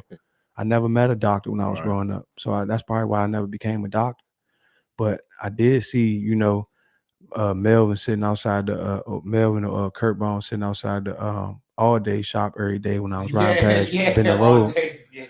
When I was riding past Bender Road. So I'm like, that's real. I could be that. I could do that. And that's probably why I became a clothing designer. But if I would be able to see that, I would be able to do that probably. But the kids just gotta see it. And that's all I want to do is show them that it's possible, man. It gotta happen. And it's one thing to keep telling the kid, oh, you great, we love you. Show them, bro. Stop telling them because they so desensitized to that. I'm desensitized to it. People tell me they love me every day, but it's like, who gonna show me some love? You know what I'm saying? Who gonna put some effort into something other than words? You know what I'm saying? These kids is just desensitized to that, to them words, bro. You got to really show them. Go pick them up. Go take them somewhere. Go do something with them. Go throw a football or shoot some hoops with them, bro. Like that means everything to a kid. Like spend that time with these kids and show them. So I'm just trying to show them. Yeah, and I know Will ask more questions, but I gotta just break. The reason why we gotta break stuff down is because we're trying to educate y'all on the principles of what he's saying in case you can't pick it up. Just even what you're saying about when you moved out to LA for a sec, and you was like, dude, talking about you in the past tense. I think that was a good point that you made in terms of people think if people think that if you're not posting or if you haven't updated something, they assume that, oh, you ain't putting in no work. You ain't really doing it. But like you said, I like how you said, dude, but when you come to the city, yeah, let me know. Just walk with me. Because at the end of the day, the stats don't fucking lie. The numbers don't lie. The people don't lie. If you putting in work, trust me, it'll be shown. You know what I'm saying? And everything that's in the dark comes to light. And I'm not even gonna hold you. I'm not even gonna hold you, bro. I always talk like this. So, and people know that, bro. So a lot of times people don't see me. They see a lot of people that they see a lot of familiar faces in a room. And they be like, why I'm not, like, why they wonder why I'm not there. That's by design, bro. They don't want me in those rooms. I'm not the loudest dude in the room. I'm a very humble dude, but my personality and who I am, like, it's vibrant, bro. And a lot of people don't want that around them. They think that's going to dim their light. You know what I'm saying?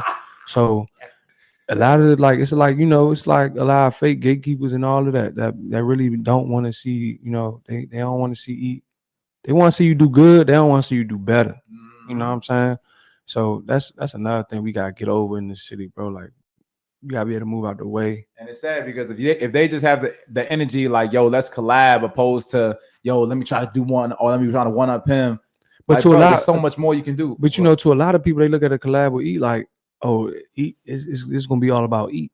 It's gonna outshine me. It's because it's about them. Whatever they do is about them. You know what I'm saying?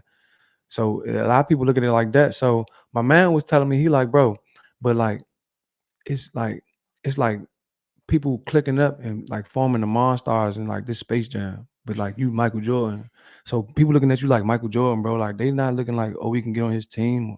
We looking like we gotta get with them so we could go against them. Right. Yeah. You know what I'm saying? But like I said, steal their talent. Yeah, but and then like you said, a lot of people see doors opening up. Bradley. People see doors opening up for other people and try to say, oh, you ain't get that, you don't got what they got, so you ain't. I'm like, nah, bro, everybody get this, bro. Like, that's crazy. We gotta stop that. Everybody can eat, and literally, no pun intended, man. It's enough food out here for all of us. Yeah.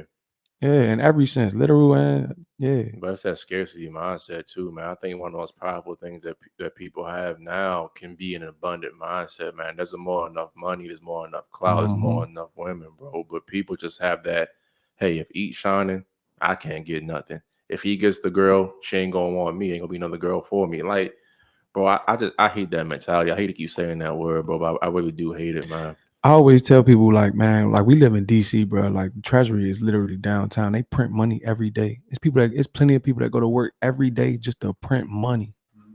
Money is printed every day. It's what 300. How many people in the United States? 300 million.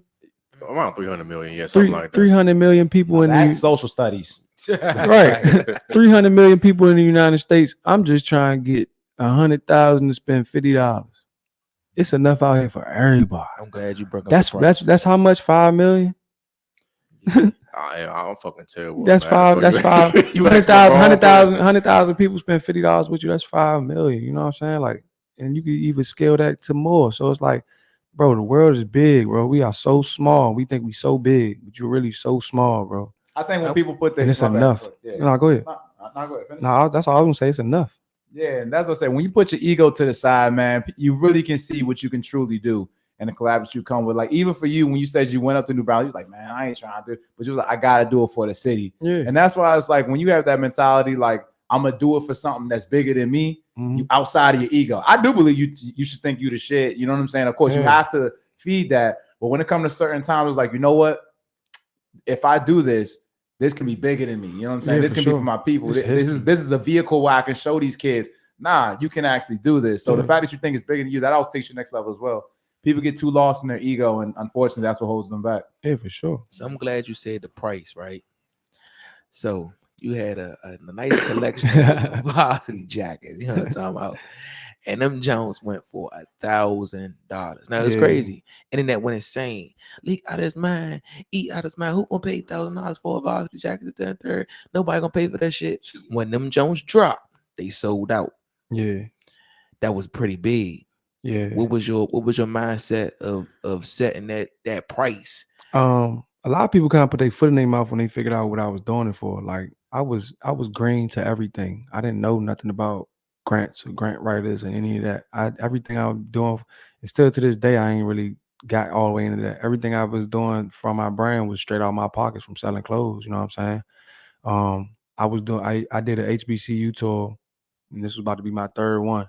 But I'm like, bro, I'm not about to keep going down here, just popping up selling clothes to these kids. Like, how can I really make an impact? So I'm like, I'm gonna do a seminar, and I'm gonna give away a scholarship. You know what I'm saying? $500,000 scholarship. And so, yeah, I was like, how I'm gonna fund it?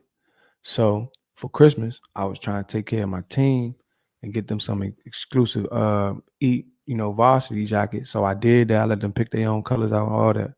And so once all them joints came, I took a picture of them, and then everybody was like, dang, I want one of them joints. I want one.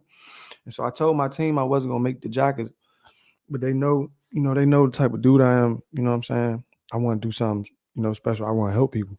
So they was like, I was like, yeah, I'm gonna just make probably like 30 of these joints just to pay for the whole tour, and then we could give away the scholarships. So they was cool with it. So I put them joints out for $1,000. The internet was going crazy because I ain't tell them what I was using the money for, and I ain't want to tell them. I ain't want no charity. You know what I'm saying? I ain't never want people shopping me because I was black. It was called DC. I want to put the product out there and make it hard for them not to shop with me because of reasons outside of that. So I was like, yeah, I'm gonna put these joints out $1,000, and I put them joints out, and well, I did something to where I wasn't on my phone for a long time. I want to say I got on a flight or something. I forgot what I did, but I put the picture up on Instagram. I was like, yeah, these joints $1,000 pre-order. Yeah, straight up. I think the caption was like real cocky or something like, yeah, these joints $1,000. You know what I'm saying? And then, yeah, I had the critics in there, but I had my warriors in there too. Like my warriors, like, yeah, y'all tripping. Y'all don't say that with these other brands. Man, the price the same for everybody. But there's a lot of people like just, picking at me. Mind you, during this time, I got price points on my website that start at $20 all the way to $1,000. So it's like, they're like, oh, he's switching up, yada, this and that. But my whole thing was I just want to get people to talk. I knew people was gonna be mad. Good marketing. I just wanted to get people to talk about it. I didn't care. So it was people that was coming to me like, man, I only bought this job because people was talking about it, or I bought it because these people can't be going hard on you like that, or I bought it because it was exclusive, or I bought it because I really liked it, the design, or I bought it because I know it's, I know you're not making too many of these junks. And, people had their different reasons, but we sold out and we went on that tour. We gave away them scholarships. and we made a difference. We made an impact, and I thank you to all the haters. Y'all made that joint blow up. Made it blow up. I was gonna say, all marketing is good marketing, whether it's bad. Yeah, when you don't got haters, that's like scary, bro. Yeah, Because when I was out in LA, nobody was hating. I was like a little bit paranoid. That's like moving to the suburbs. Yeah, right. And you'll hit the line, the police officers. You like, really need that, bro. You not popping. Like nobody's talking about you because my whole brand was built off word of mouth. You know what I'm saying? People saying other people in the streets, where you get that from? Because it was a certain point in time from like before we started dealing with Shoe City, the only way to get an e-shirt was if you actually met me. Yeah, I wanted to ask about before that. I always say shout to Myron Gaines, but hate comes from below. It never comes from above. Man. Yeah, It's yeah. always niggas below you that want to talk shit about you, man. It's never a nigga that's in a good position, comfortable with his life, that's hating on somebody. It's somebody that hate themselves. I'm telling you, bro. When you doing good, you're not worried about nothing. So I wanted to ask you that too, bro, because Eat was a DMV thing at first. But I've seen, like I said, I saw it in Philly, New Jersey. Yeah. I even saw one in Rhode Island, believe it or not. Yeah, we did this. That was the distribution deal. Okay, yeah. So how are you able to scale it from being just a DMV thing to going basically, I'm pretty sure countrywide at this point? Yeah. So when I went to, New Balance called me. They was like, yeah, we really want, carry your clothes and everything. But I told them like, man, I got the city, I got the DMV lit. Like, put it in all y'all other stores for me. You know what I'm saying? Let's really, see what this joint talking about. And so shout out to them, they did it. And then DTLR, they followed suit. DTLR put me in a lot of places in Miami, Chicago, because Shoe City, just from like here to Philly or New Jersey, I think that's the highest it go. But DTLR was like in, like I said, Miami, Orlando, Chicago, Dallas. And DTLR brought me down to their DTLR Summit in Florida, to where I got to meet all the GMs of every store, like every store in the country. And it was like a retreat for them. And shout out to TJ Smooth, do it again, because shout out TJ. He was one of them people. He was working with DTLR at the time. When I first came up there when I first came and talked to them, they was like, all right, they knew about me, but he was the one that was really like, nah, y'all got to make this happen. So shout out to him. So once I got to meet all the GMs and the people got to meet me, they was like, yeah, we're going to push this. And so they started pushing it like in them stores in Dallas, and especially in Chicago and Charlotte. The baby, like one of the baby first videos he had on the East West suit. Like I ain't never met the baby. Yeah. You know what I'm saying? Allen Iverson had the top and the bottom. I ain't never met AI. I wish I could have gave that to AI. Damn. I get the call in Shoe City, like, man, what's the joint? Like, I started calling all the Shoe Cities in Virginia Beach, all that whole area. And eventually I got in touch with them. They're like, yeah, he just came in here. He seen that shit. He liked it. I'm like, for real? They like, yeah, he just came to the store. He was like, I like that junk. And they got the shorts. Let me get that. I'm like, damn. You know what I'm saying? Like I said, I wish I got to meet AI, but one of my friends from VSU he was out in Virginia somewhere, and they just had the selfie video. Like, man, AI got on your shit, bro. I'm like, dog, what? Hey, you still want to meet him though? Yeah, for sure. Can't wait to meet him. Man, I'm gonna have way more stuff for him too when I meet him. I wonder why that never happened, man. Man. Like, so what's going through your mind when you see AI and the baby have your shit on? What's going through your mind? Bro, it don't even be real to me. Like to this day, like I don't even be processing it, bro, because it's like people tell me about things that have happened or things that I have done that I don't even be remembering, bro. And it's a lot of pressure in this shit, bro. So a lot of times you just looking for your next, like the next one, the next move, or the next whatever. You know what I'm saying? Like that's the only thing you really focus on. But I feel like once I'm able to slow down, my life slow down, I had kids or grandkids, I'm able to sit in that rocket chair, like I'm gonna be like, wow, like I really did that. But when you doing it and when it's happening so frequently and when you in that moment, you just trying to like keep that momentum up. So you just thinking about what's next. Bro, that's Martin Lawrence, you know what I'm saying? Martin Ward right after AI. I was like, dog, what? He's from PG too. Yeah, So yeah, that yeah. makes sense, man. Yeah, Shout out yeah. Martin Lawrence, man. Yeah, so everybody showed love, man. It's been a lot of people. I can go down the list. Wale on the BET Awards, 21 Savage Award on stage. Like, you have to do that, you know? So when you started Eat, and let's just say 2016, 2017, did you ever think that would ever happen? Celebrities wearing your shit. I know you said that you never had no doubts, but did you ever see Wale, the baby, Allen Iverson? You ever see them wearing? I ain't never think of like celebrities, you know what I'm saying? But I always, like I said, since I was young, I always knew I was gonna be something. I knew people was gonna know my name. I was gonna be big. I didn't know what I was gonna do though. But when I first started the clothes thing, I ain't never like really think. I just wanted to get everybody in the hood wearing it. For real. Like I ain't never think like, yeah, I never, even when it was blowing up, because I had my mother, anybody that was around, if you know, you know. But I had my mother house looking like the Carter, Slim. Like my block, that block, Slim, it was cars. It used to be traffic jams on that block of people just pulling up because you know somebody. I'm like, oh yeah, they could pull up. And they telling me what color shirt they want. I'm going in the back room of my mother junk, pressing that junk real quick, coming outside. By the time I get them they joints, 2 other cars pulling up like this every day in the spring, summertime, all day and night. You know what I'm saying? So like I was getting big hood love to the point where this was like once I used to ride around, but then it got to the point where people was just pulling up. So I was like, man, I can't even get out in the streets. You know what I'm saying? Like I'll be trying, get out to the people, but everybody was just coming to me, man. Yeah.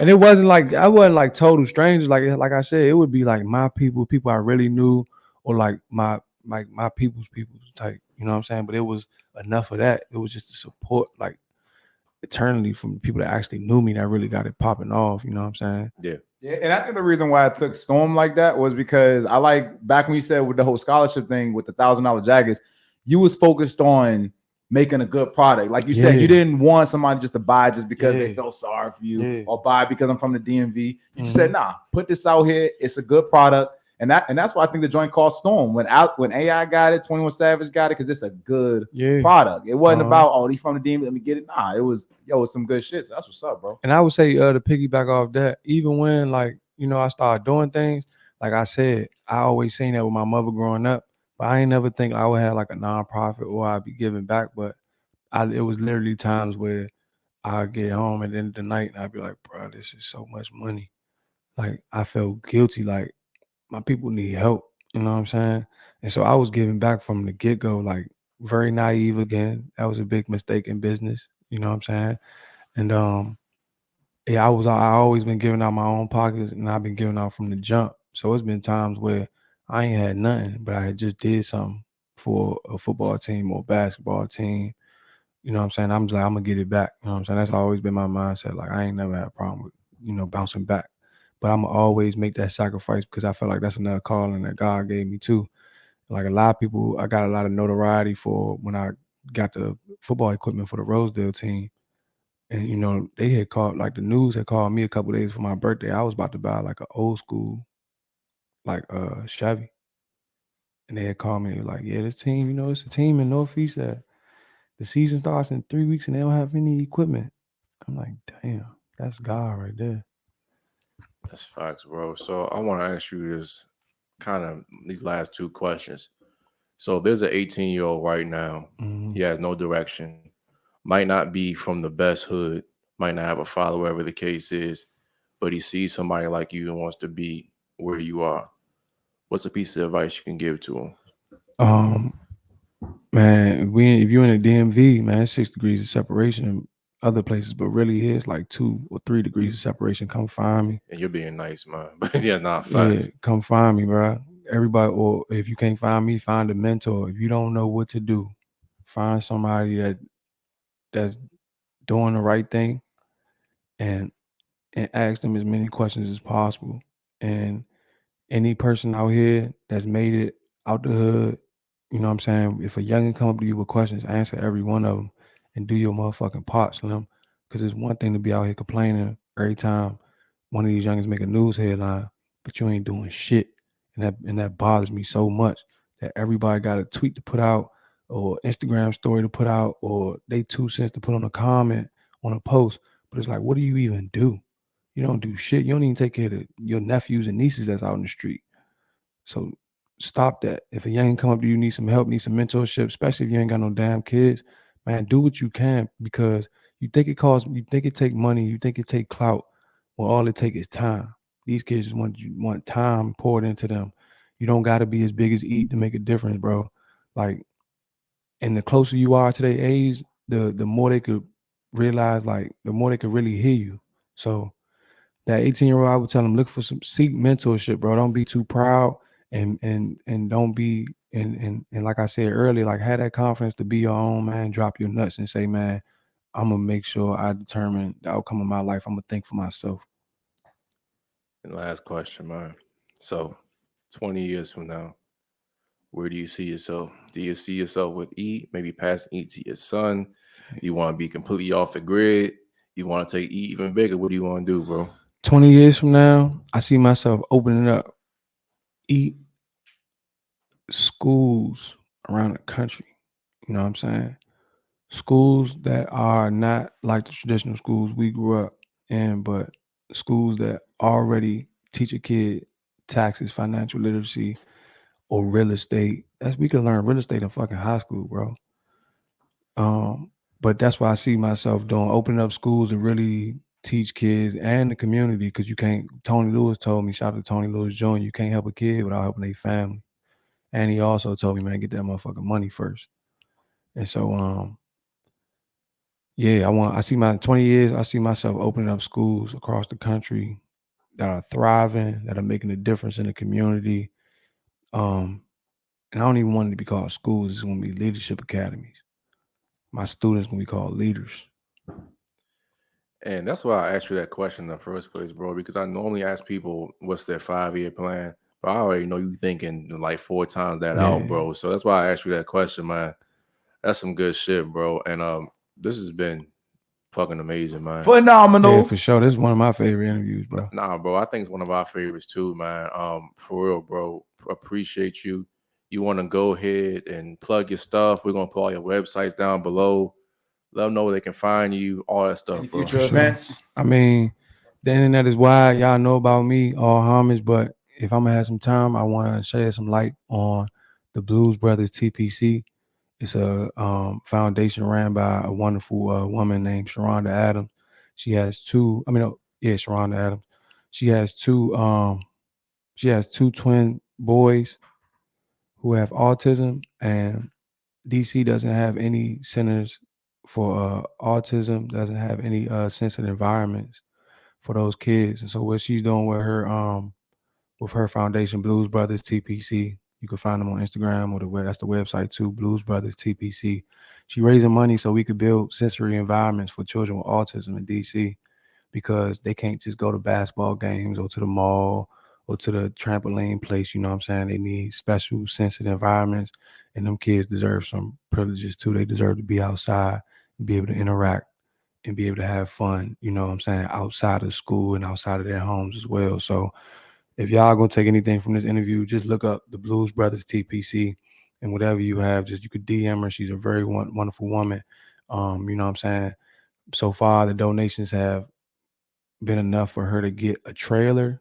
So they working out like one of them gaming trailers that they put up for kids. So right now they got that, but like if I had $1 million, I would give her 500,000 so she could open up this center. So yeah, holler at her, because that's just something that, why not, bro? Oliver Fortune, last thoughts on the show, bro. Show was phenomenal, man. So much game was dropped. Man, I'll be honest, man. I'm a little speechless, man. Yeah. And that's kind of hard for me, man. You know what I'm saying? I'm a little speechless, man. It was some good game, man. I truly enjoyed this. I'll say it's probably my favorite interview, man, that we've done. I agree, 100%, man. Will, last thoughts on the show, and thanks for setting this up, bro. Hey, man, look, I'm gonna tell you this, man. I done watched this kid right here, like, transform. Like, you know how he say the internet is wide and stuff like that. I'm a fan of E. You know what I'm saying? I seen it. I seen the Beacon House, you know what I'm saying, having the headbands and the arm sleeves and, you know, or whatever like that. I met your brother, hollered at your brother, you know, I done seen him at the mix-up. Like, I seen the growth, you know what I'm saying, of E. And like I told y'all, like, I knew this was going to be the one. You know what I'm saying? I knew this was going to be the one. So, man, Malik, bro, your family now, anything that we can do, we not as big as you, but, you know, anything that we can do, we got plans to take Shattered Illusionz to the #1 podcast in the world, bro. Anything that we can do, man, let us know. Now we're gonna shift. And one thing gears. I want to say, I want to give y'all flowers, bro. Like, y'all really doing a great job. Appreciate that, bro. You know what I'm saying? The setup is immaculate. Y'all don't miss no steps, and like y'all, I could tell that y'all really putting in the work. Like, that's the biggest soundboard I ever seen at a podcast. Like they got $1 million. They like it's real production. So you know what I'm saying? Like this is just the beginning for y'all, bro. Like this ain't gonna be everything you wanted to be. I promise you that. I appreciate that. Just make sure you know what I'm saying I can make that call to get back on the interview anytime. Yeah, I understand. Bro, you are welcome anytime because you took a chance on us. Because honestly, if we're being honest, you could be doing something better right now. But you came down, fucked with us, bro. Like I said, so it's all about who you know. Y'all know the right people, so and bro, and we do the same exact thing. When we get super up there, I don't care whatever the case is, bro. You family now. Anything that we can do, we can help. We gonna help you out. But we gonna switch gears a little bit now. Yeah, you ready for the bullshit with the ladies? Oh yeah, let's go. Let's go. After this conversation, I'm like, now we gotta deal with them. Fuck. Hey, look, but we got more DMV legends that I want to interview too, man. Well, we gonna make this happen. But I wanna find Rick. I wanna find Chris from TOB. I want to find Showtime from XIB. Actually, is our soundboard person, the Cranking Shop. Shout out Showtime, wherever you at, man. I know you went to the church. Say no more. Everybody you name will be here. All right, man. We gonna keep doing this. But as I always say, man, that be like all our time. This is the Shattered Illusionz podcast. Kill the fantasy, build the dream, and we are out of here. Love y'all boys, man. Peace. Well, I take him to the cranking shop.